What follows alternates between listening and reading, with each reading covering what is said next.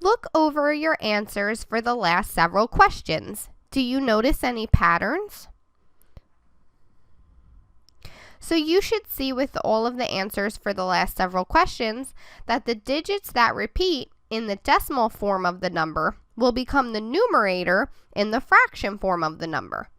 And the number of digits that repeat will become the number of nines there are in the denominator. So we can use this pattern to convert decimals that are repeating to fractions instead of going through our whole process with our algebraic equations. So for example, here we have a repeating decimal. We have 0.44444, so it's 0.4 repeating. So notice, only one digit repeats. It's the 4. It's the digit that the bar is over. So that 4 then becomes the numerator in the fraction form. Since only one digit repeats, right, it's only the 4, that's one digit, we only use 9 for the denominator. So 0.4 repeating becomes 4 nines. And we didn't have to set up any equations or solve algebraically, we just used the pattern. Here's another example. We have 0.454545. We have 0.45 repeating. So notice 2 digits repeat, the 4 and the 5. So that becomes the numerator, 45. Then, since 2 digits repeat, we use 2 nines for the denominator. So the denominator becomes 99.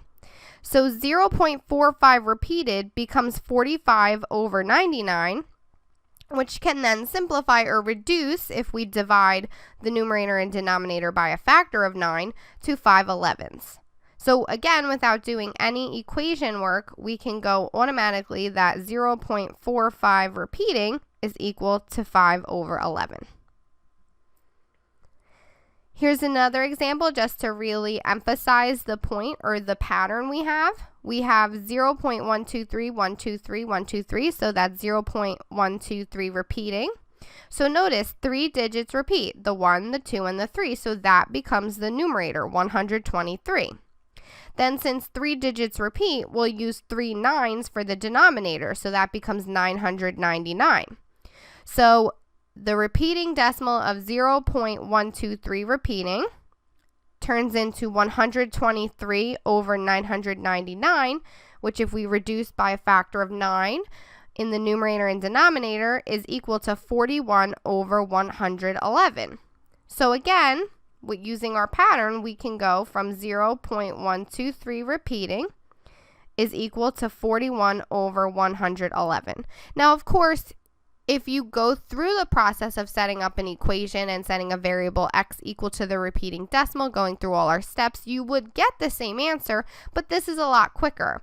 So if you can recognize this pattern, you can use it to your advantage and rewrite these decimals a lot quicker to their fraction form.